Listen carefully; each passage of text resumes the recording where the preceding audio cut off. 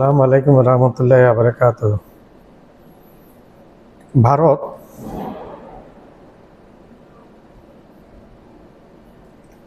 দক্ষিণ দিনাজপুর, কুচবিহার, দক্ষিণ দিনাজপুর পড়েছে পশ্চিমবাংলায়, ওয়েস্ট বেঙ্গলে। কুচবিহারে, দক্ষিণ দিনাজপুর, কুচবিহার এবং ঠাকুরগাঁওতে 3টি সেনাঘাঁটি নির্মাণ করছে। এর মধ্যে চিকেনেকের কাছে তেঁতুলিয়া থেকে 1 কিলোমিটার দূরে চোপড়া সীমান্ত সামরিক ঘাঁটিতে সবচেয়ে বড় বলে প্রতীয়মান হচ্ছে, যেখানে ভারতের অনেক ডিভিশন সৈন্য অলরেডি ইতিমধ্যে এসে ওইখানে জমা করা হয়েছে। অস্ত্র প্রচুর রসদ নিয়ে ওইখানে আনা হয়েছে। একটা যুদ্ধদেহী মনোভাবের মতো হয়েছে। তো যেটা বলছিলাম, এর পরিপ্রেক্ষিতে বাংলাদেশ সরকার, ভারত এটা তাদের অভ্যন্তরীণ নিরাপত্তার ব্যাপার বললেও কিন্তু বাংলাদেশ বলছে এটা একটা উস্কানিমূলক ঘটনা। নিয়ম অনুযায়ী 15 কিলোমিটার, যেটা আন্তর্জাতিক নিয়ম অনুযায়ী সীমান্ত থেকে 15 কিলোমিটার দূরে থাকতে হবে কোনো একটা সেনাঘাঁটি। সেই নিয়ম নীতির তোয়াক্কা না করে অসৎ ভারত বাংলাদেশের একেবারে 1 কিলোমিটার দূরে, সীমান্ত থেকে 1 কিলোমিটার দূরে একটা ঘাঁটি, 3টে ঘাঁটি করছে, যার মধ্যে চোপড়া ঘাঁটিতে তেঁতুলিয়া থেকে 1 কিলোমিটার দূরে, আরেকটা দক্ষিণ দিনাজপুরে, আরেকটা করেছে কুচবিহারে। এগুলো ঠাকুরগাঁও, একটা দক্ষিণ দিনাজপুরটা ঠাকুরগাঁওয়ের কাছে 1 কিলোমিটার দূরে, আর কুচবিহারটা লালমনিরহাট থেকে 1 কিলোমিটার দূরে, এরকম। তো এগুলি এক ধরনের দাদা ভাই সুলভ আচরণ এবং থ্রেট দেখানো, হুমকি দেখানো, মানে আগে যেভাবে দেখাতে এখনও সেই একই রকম অভ্যাস রয়ে গেছে এই ভারতীয়দের।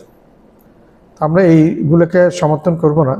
বাংলাদেশ তার প্রতি উত্তরে লালমনিরহাটে একটা ঘাঁটি করছে, সেনাঘাঁটি, ঠাকুরগাঁওতে একটা ঘাঁটি করছে, পঞ্চগড়ে একটা ঘাঁটি করছে, 3টা ঘাঁটি। পঞ্চগড়ে একটা ঘাঁটি, লালমনিরহাটে একটা ঘাঁটি, ঠাকুরগাঁওতে একটা ঘাঁটি। এবং এইখানে বাংলাদেশও আশা করা যাচ্ছে, বাংলাদেশও শোনা যাচ্ছে এখানে রাডার ব্যবস্থা এবং অত্যাধুনিক সাজ সরঞ্জাম এনে জমা করবে। আর ভারত যতই আমাদেরকে হুমকি দেখাক, কিন্তু ভারতের জন্য লাভজনক হবে না বাংলাদেশকে আক্রমণ করে। এখন আসুন একটু সেই ব্যাপারে আলোকপাত করি, কেন লাভবান হবেন। দেখেন, ভারত তার 7টা প্রতিবেশী দেশকে শত্রু বানিয়ে রেখেছে। নামগুলো আমি বলি: চীন, পাকিস্তান, শ্রীলঙ্কা, নেপাল, ভুটান, মালদ্বীপ। বাংলাদেশ বন্ধু রাষ্ট্র ছিল। শেখ হাসিনা, ভারতের সেবাদাসী শেখ হাসিনা পতনের পরে বাংলাদেশকে এখন শত্রু রাষ্ট্র হিসেবে ঘোষণা করেছে ভারত। এই জন্য ভারতে কাছাকাছি 3টি সীমান্ত ঘাঁটি করেছে, সামরিক ঘাঁটি। বাংলাদেশ তার প্রতি উত্তরে 3টা বাংলা সেনাবাহিনী ডিক্লেয়ার করেছে। পঞ্চগড়ে, লালমনিরহাটে, ঠাকুরগাঁওতে 3টা ঘাঁটি বাংলাদেশ করবে এর প্রতি উত্তরে। আর ভারতের সাথে যে 7-8টি দেশের, প্রতিবেশী দেশের কথা বললাম, কারোর সাথে ভারতের সম্পর্ক ভালো নেই। ভারত একটি দুষ্ট টাইপের একটি দেশ এবং হিংসাপরায়ণ একটি দেশ। সব জায়গায় দাদাগিরি দেখাতে যায় এবং মার খেয়ে আসে, সেটা একটা দেশ। দাদাগিরি দেখাতে গিয়ে পেহেলগাম ইস্যু নিয়ে পাকিস্তানকে আক্রমণ করেছিল রাতের আঁধারে। বিনিময়ে একদিন পরে পাকিস্তান যে প্রত্যুত্তরটা দিয়েছে, ভারত আজীবন, যদি তাদের জ্ঞান বুদ্ধি থাকে, আজীবন জিনিসটা মনে রাখবে। আধা ঘন্টার মধ্যে 7টা প্রেসিডেন্ট ডোনাল্ড ট্রাম্পের ভাষণ হয়ে 7টা ফাইটার প্লেন ফেলে দিয়েছে। তার মধ্যে 3টা রাফাইল, 2টা রাশিয়ান, একটা সুকোই, একটা মিক্স সিরিজের, আর একটা কী জানি, 6টা 7টা, মিনিমাম 6টা। ডোনাল্ড ট্রাম্প বলছে 7টা ফেলে দেয়। 7 new plane shot down by a country. নামটা বলে নেই, ভারতের যে প্লেনগুলো ফেলেছে, কোন দেশ আক্রমণ করে ফেলে দিয়েছে সেটা সে বলে নেই। এর মধ্যে সবাই বুঝে গেছে যে পাকিস্তানের নামে বলছে, পাকিস্তান আক্রমণে ভারতের প্লেনগুলি হারিয়েছে। তো পাকিস্তান আবার দেখিয়ে দিয়েছে যে আকাশে পাকিস্তান বিমান বাহিনীর সেরা। টক্কর দেওয়া, ভারতের রাফাইলের মতো প্লেন ফেলে দিয়েছে পাকিস্তানের চাইনিজ ভার্সনের প্লেনগুলো, J710 এই প্লেনগুলো। এখন বাংলাদেশ যখন টাইফুন জাতীয় প্লেন 10টা কিনবে, এটা ভারতের মাথা ব্যথার কারণ হয়ে গেছে। এবং চীনের সাথে সম্পর্ক বৃদ্ধি, এটা মাথা ব্যথার কারণ হয়ে গেছে। প্রত্যেকটা কিছু হচ্ছে ভারতের মাথা ব্যথার কারণ হয়ে গেছে। তো এত মাথা ব্যথার কারণ করে লাভ নাই। ভারতকে বলছি, আপনারা শেখ হাসিনাকে, আমাদের যে 2,000-2,500 মানুষের ছাত্র হত্যাকারী শেখ হাসিনা, তাকে আপনারা আশ্রয় দিয়ে রেখেছেন। বাংলা সরকার বলছে শেখ হাসিনাকে হয়তো ফেরত দিবে না, কিন্তু বাকিগুলোকে ফেরত দেওয়া উচিত। এখন ওইখানে শোনা যাচ্ছে আওয়ামী লীগের যেসব পলাতক এমপি মন্ত্রীরা আছে তারা টেনশন আছে, কারণ তাদেরকে নজরদারিতে রেখেছে ইতিমধ্যে ভারত সরকার, এবং এয়ারপোর্ট দিয়ে ক্রস করতে দিচ্ছে না। কুমিল্লার কোন একজন এমপি না কি একজন কানাডা যাওয়ার জন্য বিমানবন্দর থেকে ফেরত দেওয়া হয়েছে ভারতের। এটাতে সবাই ভয় পেয়ে গেছে। এবং কসাই কামাল, যার মৃত্যুদণ্ড হয়েছে, শেখ হাসিনার মৃত্যুদণ্ড হয়েছে ফাঁসিতে 2000, কসাই কামাল তার মৃত্যুদণ্ড হওয়ার সাথে সাথে সে তার স্থান পরিবর্তন করে গোপন আশ্রয়ে চলে গেছে, এবং বাংলাদেশে নৈরাজ্য সৃষ্টির চেষ্টা চালাচ্ছে শেখ হাসিনা এবং আওয়ামী লীগের এই কসাই কামালরা, ওবায়দুল কাদেররা। তো আমরা দেখেন, আমরা আওয়ামী লীগকে ঘৃণা করছি না, কিন্তু তাদের যে কার্যকলাপ, এই আওয়ামী লীগটা সৃষ্টি করেছিল মৌলানা আব্দুল হামিদ খান ভাসানী এবং হোসেন সোহরাওয়ার্দীর হাত ধরে। তখন আওয়ামী মুসলিম লীগ ছিল।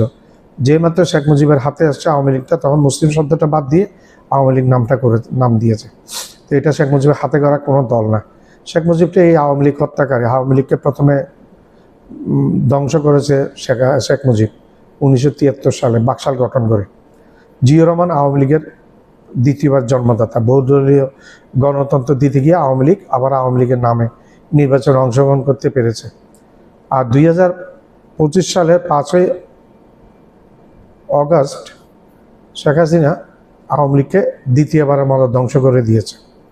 এখন তারাই বড় বড় কথা বলে, তারাই করে। একটা জিনিস সবসময় মনে রাখতে হবে, এটা আওয়ামী লীগের মতো সন্ত্রাসী যে দল, এই দলটা বুঝতে পারছে না যে সন্ত্রাস করে কোনোদিন কোনো রাষ্ট্র ক্ষমতায় আসা যায় না। ভারতের তো আপনারা 15 বছর তো ভারতের সহায়তা ছিলেন, কিন্তু কীভাবে আপনারা উৎখাত হলো? উৎখাত না, বাইতুল মোকাররমের ক্ষতি পর্যন্ত পালিয়ে গেছে, এবং আওয়ামী লীগের এমপি মন্ত্রীরা সবাই একযোগে পালিয়ে গেছে, নেতারা সবাই একযোগে পালিয়ে গেছে, ক্যাডাররা সবাই একযোগে পালিয়ে গেছে। আর কিছু আত্মগোপনে আছে, ভয়ে তারা পালিয়ে যাওয়ার অপেক্ষায় আছে। তো এগুলো থেকে যে আওয়ামী লীগ আসলে শিক্ষা নেবে না, শিক্ষা নিলে অনেক আগে শিক্ষা নিয়ে নিত। আমার এই ভিডিওটা লাইক করবেন, শেয়ার করবেন, সাবস্ক্রাইব করবেন, বেল আইকনটা প্রেস করবেন। সাবস্ক্রাইব করতে ভুলবেন না, সাবস্ক্রাইব করবেন যেন আমি নতুন নতুন ভিডিও দিতে পারি আরও। এই ভিডিওটা না টেনে পুরো ভিডিওটা দেখবেন, আশা করি ভালো লাগবে আপনাদেরকে।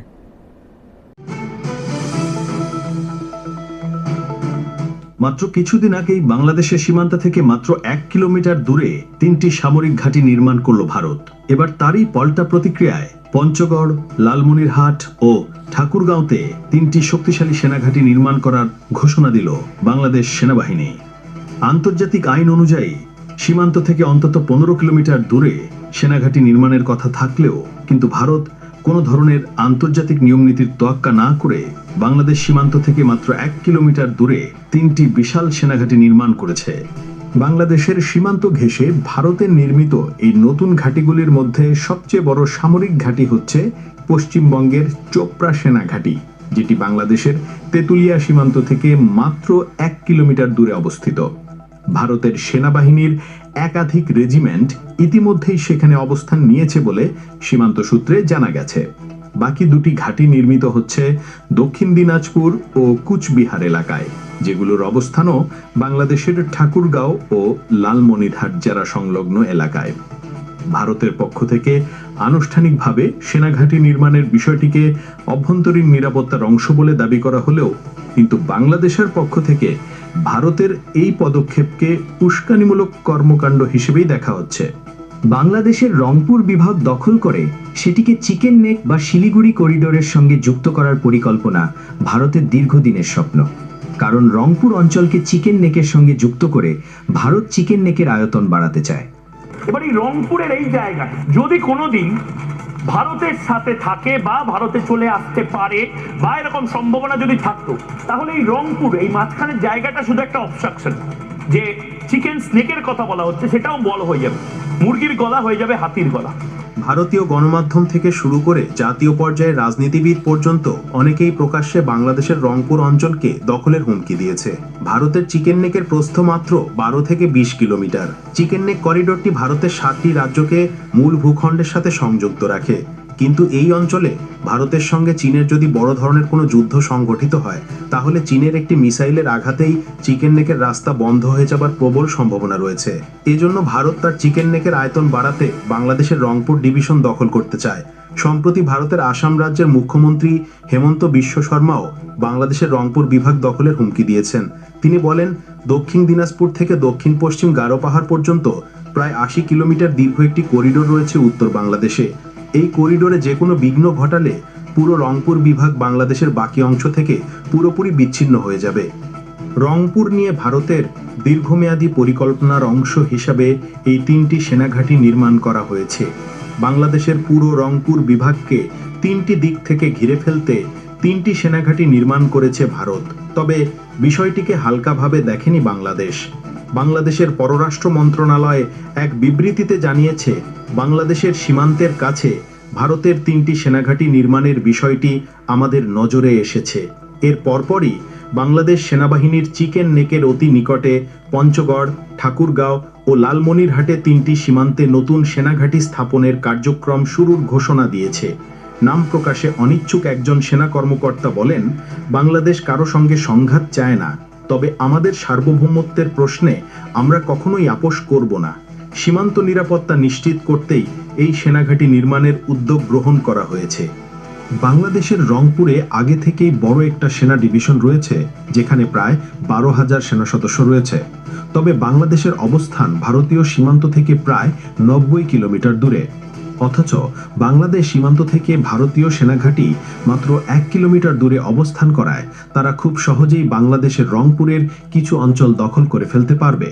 বিষয়টি নিয়ে নিরাপত্তা উদ্বেগ সৃষ্টি হওয়ার পরপরই বাংলাদেশ সেনাবাহিনীর পক্ষ থেকে চিকেন নেকের অতি নিকটে 2টি সেনাঘাঁটি নির্মাণ করা হয়। এই সেনাঘাঁটিতে থাকবে অত্যাধুনিক আকাশ প্রতিরক্ষা ব্যবস্থা, ড্রোন, নজরদারি ব্যবস্থা সহ বিভিন্ন সামরিক উপকরণ। বাংলাদেশ সেনাবাহিনী জানিয়েছেন, নতুন নির্মিত এই সেনাঘাঁটিগুলো মূলত ভারতীয় ঘাঁটিগুলোর বিপরীতে অবস্থান করবে এবং এখানে থাকবে অত্যাধুনিক আকাশ প্রতিরক্ষা ব্যবস্থা, নজরদারি ড্রোন ইউনিট এবং সীমান্ত পর্যবেক্ষণ কমান্ড সেন্টার। লালমনিরহাটে আগে থেকে একটি পূর্ণাঙ্গ বিমান ঘাঁটি নির্মাণ কার্যক্রম চলমান রয়েছে। তবে বর্তমানে সেখানে বিমান ঘাঁটির পাশাপাশি একটি পূর্ণাঙ্গ সেনা স্টেশন স্থাপনের জন্য জমি অধিগ্রহণ করা হচ্ছে। ভারত যদি বাংলাদেশের রংপুর দখল করতে আসে, তাহলে স্থানীয় জনগণের ব্যাপক প্রতিরোধের মুখে পড়তে হবে, কারণ রংপুর বাংলাদেশের অন্যতম জনবসতিপূর্ণ অঞ্চল। তাছাড়া ভারতের সঙ্গে যুদ্ধ শুরু হলে রংপুরের স্থানীয় জনগণও বাংলাদেশ সেনাবাহিনীর সঙ্গে কাঁধে কাঁধ মিলিয়ে গেরিলা প্রতিরোধে যোগ দিতে পারে। ফলশ্রুতিতে রংপুরে ভারতীয় সেনাবাহিনীর স্থল অভিযান প্রবল প্রতিরোধের সম্মুখীন হবে। এক্ষেত্রে রংপুর অঞ্চলের নিরাপত্তা বিধানে বাংলাদেশ সরকারকে জাতীয় প্রতিরক্ষা নীতির আলোকে সেখানকার স্কুল কলেজের শিক্ষার্থীদের সামরিক প্রশিক্ষণ বাধ্যতামূলক করতে হবে, যেটি ইতিমধ্যেই বাংলাদেশের অন্তর্বর্তী সরকার সীমিত পরিসরে গ্রহণ করেছে। তবে সেটি আরও বৃদ্ধি করতে হবে। সীমান্তে ভারত যতই সামরিক শক্তি বৃদ্ধি করে বাংলাদেশের উপরে চাপ প্রয়োগ করার চেষ্টা করুক না কেন, কিন্তু বাস্তবে এই মুহূর্তে ভারতের পক্ষে বাংলাদেশের বিরুদ্ধে যুদ্ধে জড়ানো সম্ভব না। কারণ ভারত বাংলাদেশকে দখল করতে গেলে প্রথম বাধা হয়ে দাঁড়াবে বাংলাদেশের দেশপ্রেমিক সেনাবাহিনী। বাংলাদেশকে ভারতের অঙ্গরাজ্য বানাতে হলে এই সেনাবাহিনীকে পরাজিত করতে হবে, যেটা ভারতের পক্ষে কখনো সম্ভব না। কারণ বাংলাদেশের সেনাবাহিনীকে পরাজিত করতে হলে ভারতকে কমপক্ষে 25 থেকে 30 ডিভিশন সৈন্য বাংলাদেশ সীমান্তে নিয়ে আসতে হবে, যেটা ভারতের জন্য মারাত্মক আত্মঘাতী সিদ্ধান্ত হবে। আর বাংলাদেশ দখল করতে যাবার মানে ভারতের নিজের পায়ে নিজেই কুড়াল মারা। ভারত বাংলাদেশের মধ্যে যুদ্ধ শুরু হলে বাংলাদেশ সেনাবাহিনী তার সক্ষমতার পুরোটাই ব্যবহার করার সুযোগ পাবে, কারণ ভারত ব্যতীত বাংলাদেশে বর্তমানে অন্য কোনো প্রতিপক্ষ রাষ্ট্র নেই। বাংলাদেশের সীমান্তের কাছে শুধুমাত্র ভারত ও মিয়ানমারের সীমান্ত রয়েছে। মিয়ানমারে গৃহযুদ্ধে লিপ্ত থাকার কারণে দেশটি ভুলেও বাংলাদেশের সঙ্গে যুদ্ধে জড়াতে চাইবে না। ভারত এমনিতেই চীন পাকিস্তান 2 ফ্রন্ট ওয়ারের ঝুঁকিতে রয়েছে। তার উপর পূর্ব দিকে আরও একটি ফ্রন্ট খোলার মতো অবস্থানে তারা নেই। রংপুরকে বলা হয় বাংলাদেশের খাদ্য ভাণ্ডার। বাংলাদেশের খাদ্য নিরাপত্তার জন্য রংপুর অত্যন্ত গুরুত্বপূর্ণ একটি অঞ্চল, কারণ এই অঞ্চলে ধান, গম, ভুট্টা, আলু, পাট, আখ সহ নানা শস্যের বিপুল উৎপাদন হয়।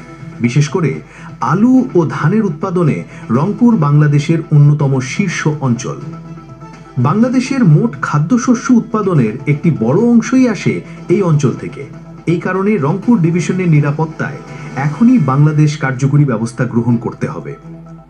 তো বন্ধুরা, আসসালামু আলাইকুম। আমার ভিডিওটা আপনারা লাইক করবেন, শেয়ার করবেন, সাবস্ক্রাইব করবেন।